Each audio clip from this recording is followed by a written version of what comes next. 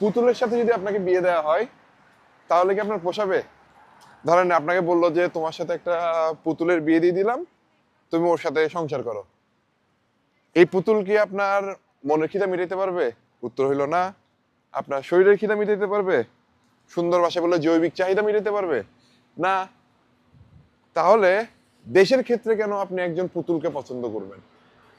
এই যে mister Tarek Rahman, he doesn't even have the authority to take this decision whether he wants to come to Bangladesh or not.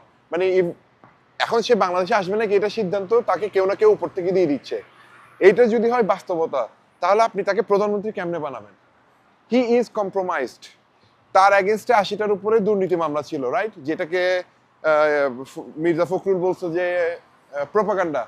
ধরেন ৮০টার মধ্যে ৮০টাই কি propaganda হইতে পারে? ও দুর্নীতিবাজ না? ওর দুর্নীতি প্রমাণ কারো না কারো কাছে আছে না? ওই মানুষের কাছে এসে ধরা। আর ওই মানুষগুলো কারা? 111 কারা ঘটাইছিল? ইন্ডিয়া এবং র। সো ও ওদের কাছে ধরা, এবং আমাদের যে গোয়েন্দা সংস্থা ওরাও কিন্তু এই ইন্ডিয়ার কাছেই ধরা। আমাদের গোয়েন্দা যে সংস্থার প্রধানরা ওখানে গিয়ে পালাইয়ে আশ্রয় নিছে না? তাহলে এই কম্প্রোমাইজড একটা সিস্টেম নিয়ে আপনি দেশটাকে কেমনে চেঞ্জ করবেন আমি জানি না।